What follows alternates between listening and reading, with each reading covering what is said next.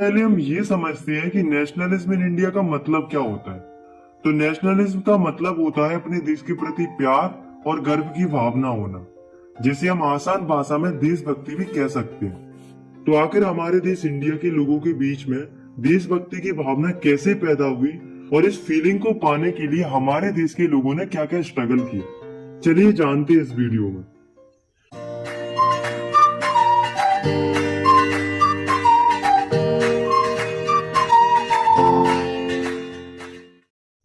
हमारे चैप्टर की शुरुआत होती है 1914 से। ये वो साल थी जब विश्व की दो महान शक्तियां आपस में लड़ाई लड़ने लगती हैं। एक तरफ थी अलाइड पावर्स और दूसरी तरफ थी सेंट्रल पावर्स। अलाइड पावर्स में थे रूस, ब्रिटेन, अमेरिका, जापान, ये देश आते थे। और सेंट्रल पावर में ऑस्ट्रो हंगेरियन, जर्मनी और ऑटोमन अंपायर आते थे। तो ये दोनों ही पावर आपस में लड़ाई लड़ रही थी और इसी लड़ाई को वर्ल्ड वॉर फर्स्ट के नाम से जाना गया। अब आप लोग जरा ध्यान दो, इसमें जो ब्रिटेन है वो भी ये लड़ाई लड़ रहा था। हमारी इंडिया का डायरेक्टली इस वॉर से कोई कनेक्शन नहीं था, लेकिन इनडायरेक्टली कनेक्शन था, क्योंकि उस समय पर जो ब्रिटेन था वो हमारी इंडिया के ऊपर कब्जा बनाए हुए था। यानी कि उस समय पर हम ब्रिटिशर्स की कॉलोनी थे। क्योंकि ब्रिटिशर्स वॉर को लड़ रहे थे और हम ब्रिटिशर्स की कॉलोनी थे, इसलिए इस वॉर का इम्पैक्ट हमारी इंडिया के ऊपर भी पड़ रहा था। अब क्या इम्पैक्ट पड़ रहा था, चलिए जानते हैं। Impact of first world war on India. पहला कि जो ब्रिटिशर्स थे वो वॉर लड़ रहे थे, जिस वजह से वो अपना डिफेंस एक्सपेंडिचर बढ़ा रहे थे और उसके लिए उन्हें पैसों की जरूरत थी।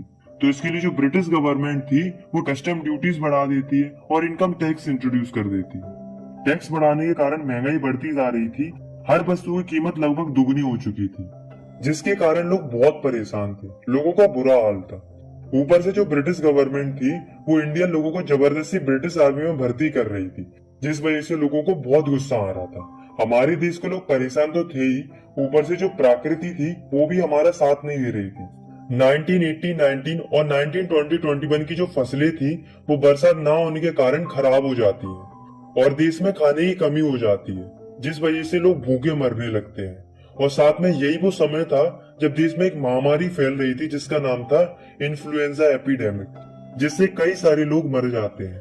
दोस्तों, 1921 के सेंसस के हिसाब से ये बताया जाता है कि इंडिया के लगभग 13 मिलियन लोग मर जाते हैं इस भुखमरी और इस महामारी के कारण। लोगों को लग रहा था कि ये समस्या वॉर के खत्म होने के साथ ही खत्म हो जाएंगी, लेकिन अफसोस ऐसा नहीं हुआ। द आइडिया ऑफ सत्याग्रह। अब दोस्तों, ये जो परेशानियों का दौर चल रहा था, इस दौर में लोगों को जरूरत थी एक ऐसे लीडर की जो इनकी समस्याओं को खत्म करे। तो फाइनली जनवरी 1915 में एंट्री होती है the great man of India की, यानी कि महात्मा गांधी की। गांधी जी साउथ अफ्रीका से इंडिया आते हैं और एक आइडिया लेकर आते हैं जिसका नाम था सत्याग्रह। ये आइडिया था नॉन वायलेंस का, यानी कि अहिंसा का।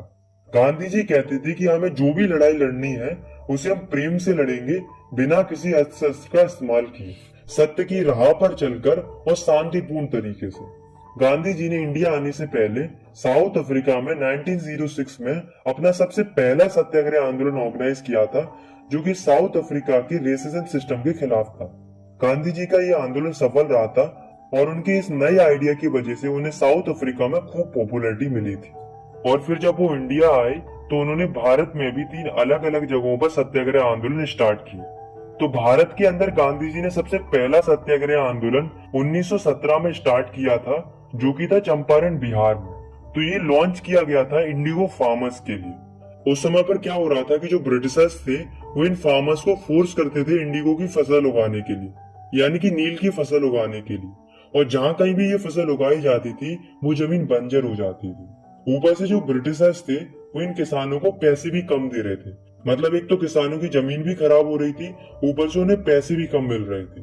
तो इस बात से जो किसान थे वो परेशान थे। तो यहाँ पर गांधी जी क्या करते हैं, सारे किसानों को इंस्पायर करते हैं और मिलकर स्ट्रगल करते हैं और आवाज उठाते हैं इस प्लांटेशन सिस्टम के खिलाफ। तो यहाँ पर सक्सेस